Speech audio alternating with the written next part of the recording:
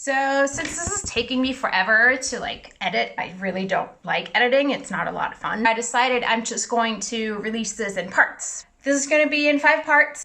5 parts. And yeah, so I'm going to try to keep this super non-technical terms, so people that are not engineers or are not in engineering school or just way in the beginning also have a chance to understand what's going on. So let's start with part 1, which is going to cover the basics. Just make sure that everyone knows what a natural frequency is and why it's so important. Here we go.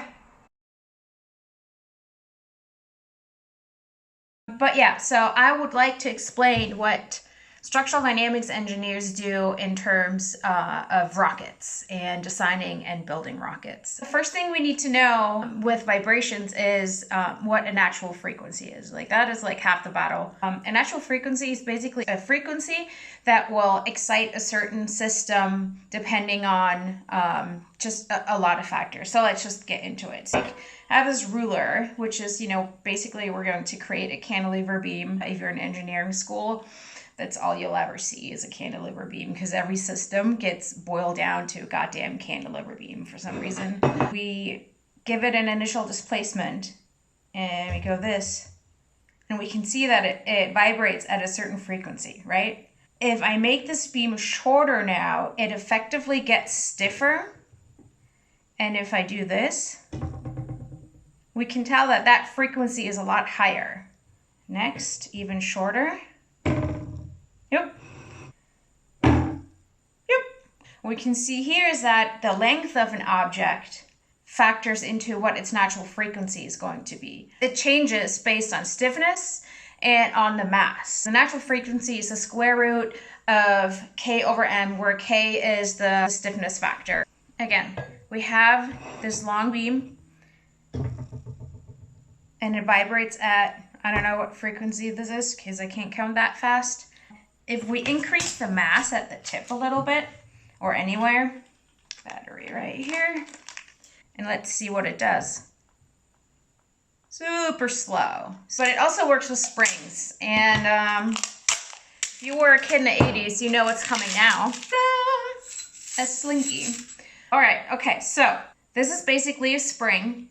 And it has a certain factor, a K factor, that describes its stiffness. So let's see what happens if I do this. Maybe that's 2 hertz, 3 hertz, I don't know. 1, 2, 3, I don't know. I'm really bad at counting. Oh, but you could tell that the bottom was not moving very much. But look what happens if I move my hand really slowly right now. I'm not even moving it very much, and it's displacing a lot, which means whatever motion my hand is doing, how fast, that is going to be the natural frequency of the slinky at this length.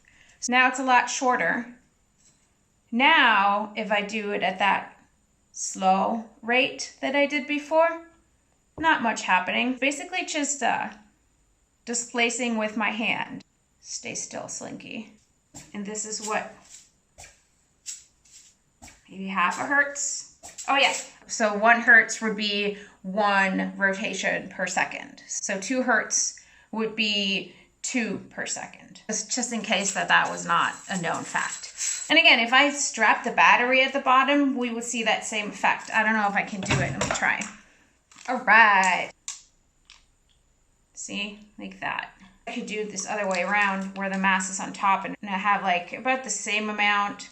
I have to do it a lot faster to find that resonance.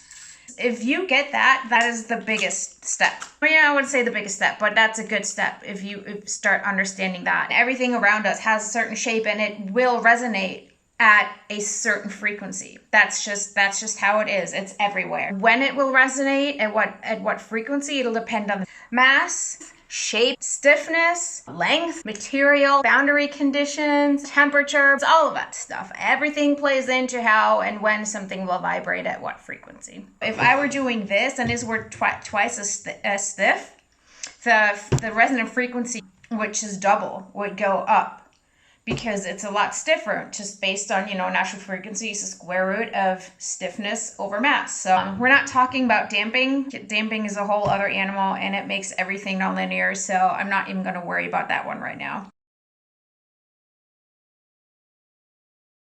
Okay, let's see, I have a rocket here. Yes, I know, it's the wrong rocket. And I don't know that much about valves, to be honest. You're gonna leak out of your valve or through your valve. They have a lot of the solder joints and all of that stuff, and they're tiny, tiny.